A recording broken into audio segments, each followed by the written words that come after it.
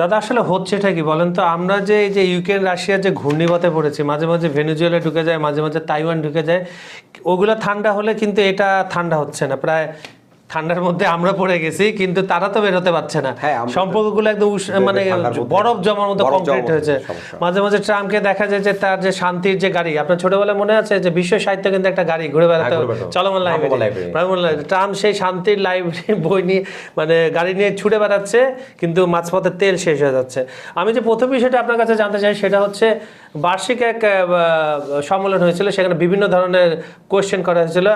আরেকদিকে মস্কো সেই আনসান হিরো বলেন বা আনব্রেকেবল যাই বলেন, সেই পুতিন অনেক কিছুর উত্তর সেখানে দিয়েছেন, নেগেটিভ পজিটিভ। একটা যেটা হয়েছে, উনি একটা কমেন্ট করেছেন যার জন্য অনেকে বলছে যে শান্তি আলোচনা ভেস্তে যেতে পারে। আসলে কি আলোচনা হচ্ছে না হচ্ছে, কিছু তো একটা হচ্ছে। আর এখানে তো একটা বড় ভূমিকা রাখে, একটা প্রোপাগান্ডা করে কে, ইউরোপীয় ইউনিয়ন বা আপনি পশ্চিমাদের বলতে পারেন। আসলে ঘটনা কি, পুতিন কি বললেন একটু সংক্ষেপে যদি দর্শক জানাতেন। শেষের যে শান্তি আলোচনা ভেস্তে যেতে পারে, আমি আসলে ওখান থেকে ধরছি। এই যে পুতিন যে বার্ষিক যে ইয়েটা প্রশ্নোত্তর পর্বে যে বক্তব্যটা রাখলেন, এটা পরিষ্কার, এটা একটা ধারা পরিষ্কার যে পুতিন তার বলটা এখন ইউক্রেনের করে দিয়েছে, পাল্টাপাল্টি করে দিয়েছেন। এবং যে বিষয়টা এখানে দাঁড়াচ্ছে সেটা হচ্ছে পুতিনের বক্তব্য। এখন ইন্টারন্যাশনাল মিডিয়াকে নিয়ে অনেক ধরনের কথা আছে, তারপরেও যদি আমি সামাপটা নিই ইন্টারন্যাশনাল মিডিয়া, সেখানে পরিষ্কার বোঝা যাচ্ছে যে পুতিনের বক্তব্যটা থেকে যে তিনি আসলে নাকি যুদ্ধ দীর্ঘায়িত করতে চাচ্ছেন, তার ইচ্ছা এটা থাকতেই পারে, সেটা এক ধরনের থাকতে। কিন্তু বিষয়টা হচ্ছে এখন যে জায়গায় আটকে গেছে যে জায়গাটা আসলে সবচেয়ে বড় সমস্যা। আমরা জানি যে মিয়ামিতে একটা আলোচনার ক্ষেত্র একটা আনঅফিসিয়ালি বা অফিসিয়ালি হচ্ছে, এবং ট্রাম্পও ফ্লোরিডা যাওয়ার একটা ইয়ে হচ্ছে। আসলে সবটা মিলে যে জিনিসটা আমার কাছে মনে হচ্ছে যে আসলে মানে পুতিন যে জায়গাটায় দাঁড়িয়ে আছে, মানে আমার কাছে একদম শেষ এই অবস্থায় যেটা মনে হচ্ছে তার বক্তব্যের পরে, পুতিন যে জায়গাটায় দাঁড়িয়ে আছে সেখান থেকে একদম ক্লিয়ার পুতিন কোনোভাবে পেছাবে না, ল্যান্ড সোয়াইপিং না, হ্যাঁ কোনো ধরনের পিছিয়ে যাওয়া। তাহলে পুতিনের দাবিগুলো কি? পুতিনের দাবিগুলো হচ্ছে ভূখণ্ডগুলো পুতিন মস্কো বা রাশিয়া দখলে নিয়েছে ইউক্রেনে, সেই ভূখণ্ডগুলো ইউক্রেনকে দাবি ছাড়তে হবে। এটা হচ্ছে এবং আরো ডনেটস্কের কিছু অঞ্চল এখনো ইউক্রেনের আন্ডারে আছে, ওইটাও ছেড়ে যেতে হবে তাদেরকে। হ্যাঁ, এবং এটা হচ্ছে এই আমার কাছে যেটা হচ্ছে পুতিন আসলে অনেক পুরনো একটা প্রতিশোধে চলে যাচ্ছে। মানে সে সোভিয়েত রাশিয়া সেই যে ফেডারেশন যখন ছিল, তখন যে ভূখণ্ডগুলো হারানো, দেশগুলো হারানো, ভেঙে খণ্ড খণ্ড হয়ে যাওয়া, সেদিকে তার একটা বেশি দৃষ্টি বলে মনে হচ্ছে। এবং যে জিনিসটা মনে হচ্ছে সেটা হচ্ছে পুতিনের এই যে শক্তিশালী যে অবস্থান, মানে এখন পুতিন আসলে যেটা বলতে চাচ্ছে প্রভাব খাটাতে চাচ্ছে, প্রভাব খাটিয়ে তার শক্তিশালী যে অবস্থান, সেই অবস্থান থেকে প্রভাব খাটিয়ে সে আসলে কাজটা করতে চাচ্ছে। ওনার যে টার্গেটটা আমার কাছে যেটা মনে হচ্ছে, এবং এখানে আসলে পুতিন বুঝে গেছেন আমেরিকা আসলে ইউএসএ অসহায়। ইউএসএ আসলে যত কথাই বলুক না কেন, ইউএসএ দিন শেষে গিয়ে কিছু করা সম্ভব না। ইউএসএ কি করবে আসলে এক্ষেত্রে? ইউএসএ এক ধরনের বলা যায় যে ফাঁদে পড়ে গেছে। ইউরোপীয় ইউনিয়ন আসলে গলাবাজি করছে, ইউরোপিয়ান ইউনিয়ন বিভিন্ন প্রোপাগান্ডা ছড়াচ্ছে, কিন্তু ইউরোপিয়ান আসলে সেই অর্থে কোনো ধরনের তার শক্তি মাত্রা নেই। যেখানে ইউএসএ ব্যর্থ হচ্ছে, সেখানে আমরা ইউরোপিয়ান ইউনিয়নকে আসলে কোনো ধরনের দেখতে পাচ্ছি না। দেখা যায় না। আরেকটা খুব সিগনিফিকেন্ট অংশ তার ইতিহাসে, সেটা হচ্ছে কালিনগ্রাদ নিয়ে তিনি যুদ্ধ, এটা খুব ছোট জায়গা, ছিটমহল আমরা যেটাকে বলি, এটা বলেন। তারপরে আমি ওনার আরেকটা ইন্টারেস্টিং জায়গা যাব, টাকা পয়সা নিয়ে যে টানাটানি। আপনি কালিনগ্রাদ নিয়ে কিছুটা বলেন। এই বিষয়টা হচ্ছে লিথুয়ানিয়ার সাথে এবং পোল্যান্ডের সাথে এই জায়গাটা ছিটমহল আমরা বলি, এই ছিটমহল বলি, এবং ইউরোপের জন্য এই জায়গাটা আসলে খুবই ইম্পর্টেন্ট। এই জায়গাটা স্পর্শকাতর। কেন আমরা জানি যে কোনো যুদ্ধক্ষেত্রে বা যে কোনো এই ধরনের সমস্যাগুলো যখন ক্রিয়েট হয়, তখন যে কোনো জায়গা থেকে আপনি যে ভূখণ্ড থেকে যে আপনি ইয়েটা পান, সাহায্যটা পান, এই সাহায্যটা ভূখণ্ডের কোনো জায়গায় প্রতিষ্ঠানটা কিন্তু বিশাল একটা বিষয় যুদ্ধক্ষেত্রে চলো। সেখানে কি এই বিষয়টা আসলে তার এই দৃষ্টিটা না, আমরা তো আসলে পুতিন তো অনেক দিন যাবত স্টাডি করেছে, পুতিনের স্টাডি 90 সাল থেকে, রাশিয়ার স্টাডি এই অনেক দিন যাবত। একটা সুবিধা হচ্ছে পুতিন দীর্ঘ সময় ধরে ক্ষমতায় রয়ে গেছেন, যেটা আমেরিকার কেউ দীর্ঘ সময়, ইউরোপের কেউ এত দীর্ঘ সময় ধরে নেই, আবার ইউক্রেনে তো দীর্ঘ সময় নেই। এবং যিনি ক্ষমতায় আছেন তিনি আসলে কোনো অর্থেই আসলে রাজনীতিবিদ না, কারণ একজন দক্ষ রাজনীতিবিদ, পরিপক্ক রাজনীতিবিদ কখনো এইভাবে যুদ্ধ জড়াতে চান না। হ্যাঁ, সেটা হচ্ছে এখন তিনি পুরো দায়ভারটা এখন তার কাঁধে চলে যাচ্ছে। যেই ভূখণ্ডের কথা আপনি বলছেন, সেই ভূখণ্ডটা এই ইউরোপের একটা খুব গুরুত্বপূর্ণ ভূখণ্ড এবং ছিটমহল, এবং রাশিয়ার এটার দিকে এক ধরনের দৃষ্টি আছে। এবং ভয়টা পরবর্তী ভয় হিসাবে দেখা হচ্ছে যে রাশিয়া যদি কোনো কারণে অগ্রসর হয় বা রাশিয়া যদি কোনো কারণে এইটাকে নিয়ে ফেলে, তখন কিন্তু এক ধরনের আরেকটা নতুন ধরনের সমস্যা, নতুন ধরনের ঝামেলা তৈরি হবে। এই কারণে এই জায়গাটার মধ্যে আসলে আবার আসলে যারা আসলে যুদ্ধ বুঝে, যারা ইন্টারন্যাশনাল পলিটিক্স বুঝে, তারা কিন্তু এখন চাইছেন না রাশিয়া যেখানে আছে, যতটুকু আছে এখানের মধ্যে আসলে যুদ্ধটাকে শেষ করতে চাইছেন। তারা আসলে কোনোভাবেই যুদ্ধটাকে আসলে নিতে চাচ্ছে না, এই কি বলে এটাকে আর দীর্ঘায়িত করতে চাচ্ছে না। কারণ বুদ্ধিমান হলে এই যুদ্ধটা যত দীর্ঘায়িত হবে, ইউক্রেন তো অবশ্যই তার ভূখণ্ড হারাবে, ইউরোপের অন্যান্য দেশগুলো সেটা ইউরোপ অন্যান্য দেশগুলো পড়বে। এবং আপনার যে কালিনগ্রাদে বলে যাচ্ছে যে বাইরের দেশের সৈন্য যদি অকুপাইড করে তাহলে এটা বৃহৎ আকারে ছড়িয়ে পড়ে।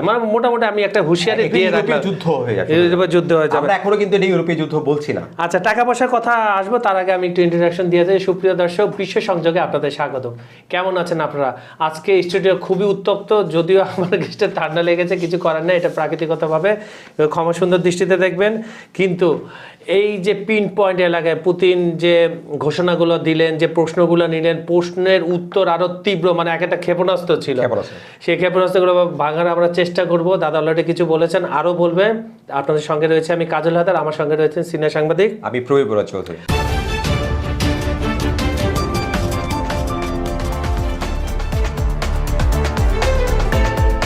দাদা আরেকটা কথা, সেটা হচ্ছে সেই সম্পদ, রাশিয়ার সম্পদগুলো ইউরোপের বিভিন্ন দেশে যে আটকে আছে অনেক দিন ধরে, এটা কিন্তু টানা হেঁচড়া করছে, এখান থেকে নিয়ে ইউক্রেনকে সাহায্য দেবে। এই প্রথম পুতিন এর জবাবটা একটা প্রশ্নের মাধ্যমে উত্তর দিল।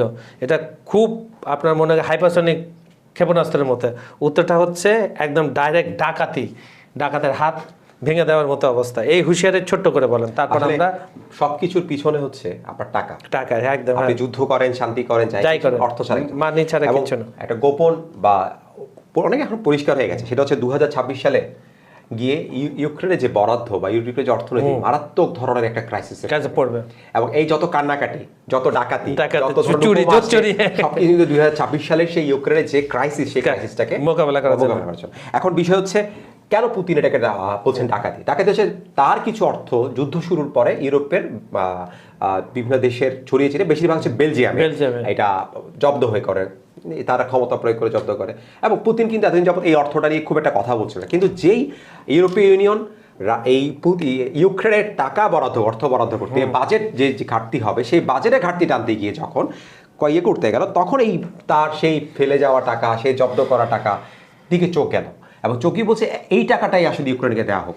কিন্তু এই টাকাটা ইউক্রেনকে দিতে গেলে অনেক ধরনের সমস্যা আছে, মুখে বললে দিলেই তো হয় না, যুদ্ধক্ষেত্রে মামলার ব্যাপার আছে, যুদ্ধক্ষেত্রে একটা জিনিস, যখন এটা প্রলং করবে, যেটা যুদ্ধ যখন বা এক সময় গিয়ে তো যুদ্ধ আজকে হোক 10 বছর পরে হোক আপনার যুদ্ধটা শেষ হবে, তখন রাশিয়ার কিন্তু সুযোগ থাকবে এই অর্থটা ফেরতছে কোনো ধরনের মামলায় যাওয়ার। ট্রাম্প কাকু 2 দিন আগে বলেছেন, খবরদার পুতিনের এই অর্থে তোমরা হাত দিবা না।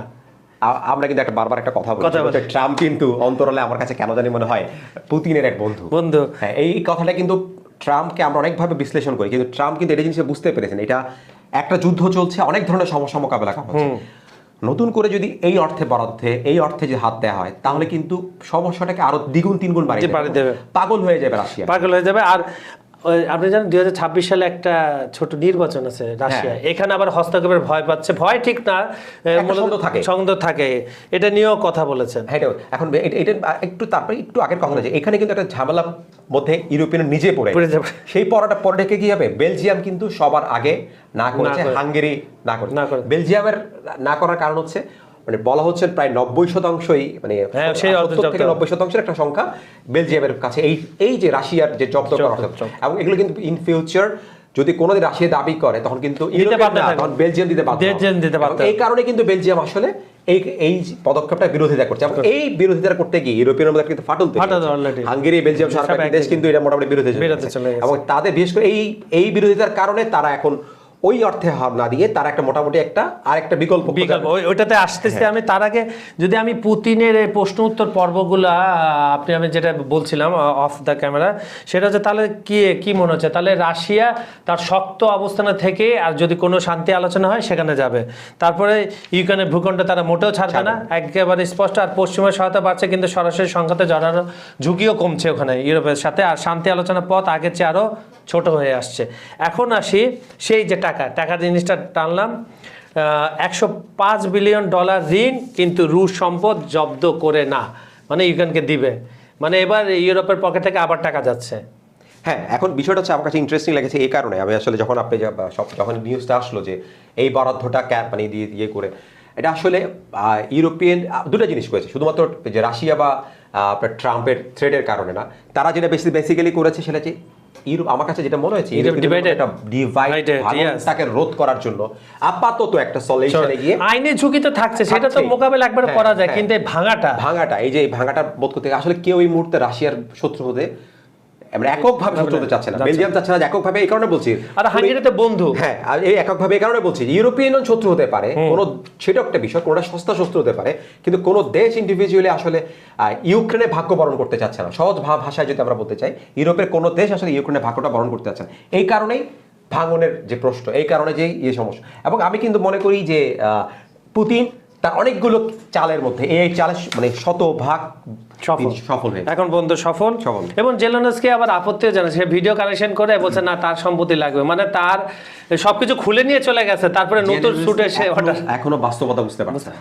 জেলেনস্কি বাস্তবতা কখন বুঝতে পারবেন আমি আসলে ঠিক জানি না, যে যেদিন পরিপূর্ণভাবে ইউক্রেন দখল হয়ে যাবে বা পরিপূর্ণভাবে জেলেনস্কি পতন হবে, সেদিন কি বুঝতে পারবেন যে উনি যা করেছেন ভুল করেছেন কিনা। কারণ এটা কিন্তু ইউরোপিয়ান লিডাররা মোটামুটি সবাই বুঝে গেছে এই যুদ্ধে ইউক্রেনের জয় কোনোভাবেই সম্ভব না, বরঞ্চ এখন যেটা চাচ্ছে কতটুকু পিঠ বাঁচানো যায়, কতটুকু, কারণ ইউক্রেনের পরবর্তী টার্গেট যে কোনো ইউরোপীয় কান্ট্রি হতে পারে। এই বিষয়টা সবচেয়ে দুর্ভাগ্যের বিষয়। জেলেনস্কি আসলে যে পলিটিশিয়ান না, আসলে যে রাষ্ট্রনায়ক না, এটাই কিন্তু তার যে সিদ্ধান্ত, তার কথাবার্তা এবং ওনার অ্যাটিটিউড, আমরা কিন্তু প্রথম দিকে বলতাম যে উনি একটা নরমাল টি শার্ট পরে ওপেন চলে আসছেন, ছিল, কিন্তু এখন বোঝা যাচ্ছে আসলে রাষ্ট্রনায়ক হওয়া, একটা দেশের প্রধান হওয়া এবং যুদ্ধকালীন সময় দেশটা চালানো, হ্যাঁ দেশটা নেতৃত্ব দেয়া, এটা হচ্ছে চারটিখানি কথা না, এবং যার কোনোটাই আসলে জেলেনস্কির মধ্যে নেই। আচ্ছা, এটা চারটিখানি কথা না, আপনার কাছে একেবারে শেষের সেগমেন্টে চলে যাবো, সেটা হচ্ছে আপনার এই যে শান্তির গাড়ি যে প্রথমে বলেছিলাম, তার আগে দর্শকদের একটু কমেন্ট নিয়ে আসি। আমাদের প্রথম দর্শক আহমেদুল্লাহ হক, তিনি বলছেন ট্রাম্প আসলে পাগল। আমরা যে গত 2 দিন আগে বৃহস্পতিবারে যে একটা এপিসোড করলাম,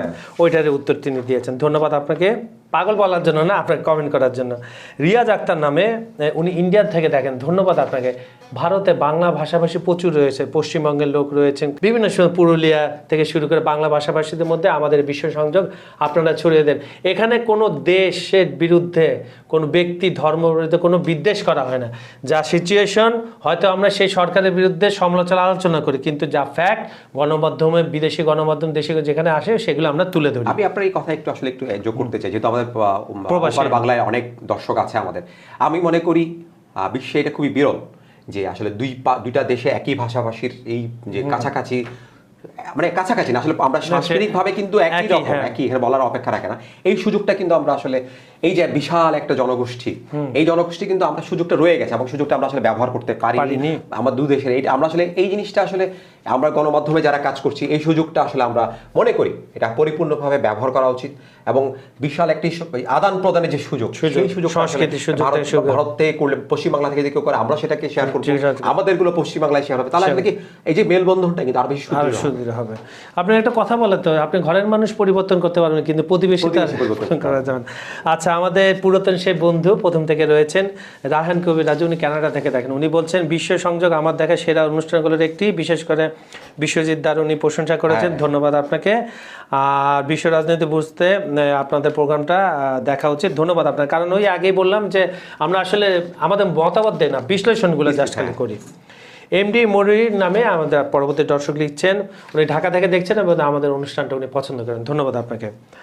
আমান রহমান আজকের অনুষ্ঠানে সর্বশেষ দর্শক, উনি বলছেন আমি রাশিয়া থেকে বিশ্বসংঘ অনুষ্ঠানকে আন্তরিক শুভেচ্ছা। পুতিন কাকু গান গাচ্ছেন আর ট্রাম্প চাচু ডান্স করছেন। পুতিন কাকুর প্ল্যানে ট্রাম্প চাচু ইউরোপে ব্যান্ড বাজাচ্ছেন। উনি দাঁড়ানি, উনি রাশিয়া থেকে, ধন্যবাদ আপনাকে। রাশিয়া পর্যন্ত আসলে আমরা ছড়িয়ে গেছে এবং এটা আরো এটা দিন না, ইউরোপে ছড়িয়ে দিন না, কোনো আপত্তি করবো না আমরা। আচ্ছা দাদা, আজকের অনুষ্ঠানের সেগমেন্ট যেটা, সেই বলেছিলাম যে শান্তির গাড়ি নিয়ে ট্রাম্প প্রথম দিন থেকে, দ্বিতীয় দফায় নির্বাচিত হওয়ার প্রথম দিন থেকেই তিনি বলেছিলেন 24 ঘন্টা পরবর্তীতে 1 বছর ওনার হয়ে গেলে যুদ্ধটা 4 বছরের ঘরে ঢুকবে। সর্বশেষ হ্যাঁ, এটা আসলে বিষয়টা হচ্ছে উনি আসলে খুব অস্বস্তিতে আছেন। হ্যাঁ, সে রাইট। কারণ ওনার বলা কথা অনেকগুলোই কিন্তু তিনি করে দেখিয়েছেন, না করে দেখিয়েছেন, বাট তিনি এটা সমাধান দিতে পারলেও এইটা তিনি আসলে এখনো সমাধান দিতে পারেন। আসলে সমাধান আসলে দিতে পারার জন্য খুবই কঠিন একটা বিষয়। কারণ ন্যাটো 32টা দেশ, 32টা মত। 32 মত।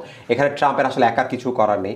তিনি তারপরও যে চেষ্টা করে যাচ্ছেন, খুব কাছের মানুষ, তার ঘরের লোক, তারপর তার খুব দলের খুব কাছের মানুষ, সবাইকে নিয়ে আসলে একটা চেষ্টা করে যাচ্ছেন এই জিনিসের সমাধান। কারণ তার নিজের অর্থনীতি তো খারাপ, এখানে আর কেন ফোকাস করবে সে?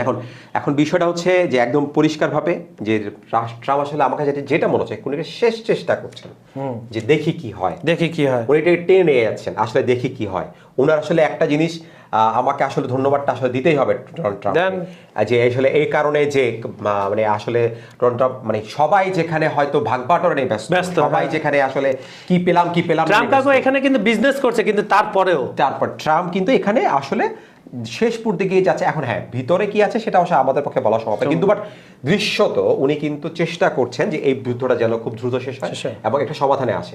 আসলে সমাধানটা সবচেয়ে বড় জিনিস আমরা একটু আগে আলোচনা করছিলাম, যদিও ফ্লোরিডায় যাচ্ছে ট্রাম্প, মিয়ামিতে একটা বৈঠকের একটা বৈঠক হয়ে যাচ্ছে, হ্যাঁ যাচ্ছে, এগুলো সবকিছু নির্ভর করছে আসলে জেলেনস্কি কোন সময় গিয়ে বুঝতে পারবেন যে উনার এখন বিরোধিতা নয়, একটা সমঝোতায় আসা উচিত। একদম পরিষ্কার কথা, ন্যাটোর আমেরিকা ছাড়া, আমেরিকারও কিছুটা, বাকি 32টা দেশের মধ্যে ম্যাক্সিমাম যারা ইউক্রেনকে অনৈতিকভাবে সাহায্য করছে তাদের ম্যাক্সিমাম কাপড় চোপড় কিন্তু পুতিন খুলে নিয়ে চলে গেছে, তারপরেও তারা নতুন নতুন কোর্টের অর্ডার দিচ্ছে, আপনি যদি সোজা ভাষায় বলেন।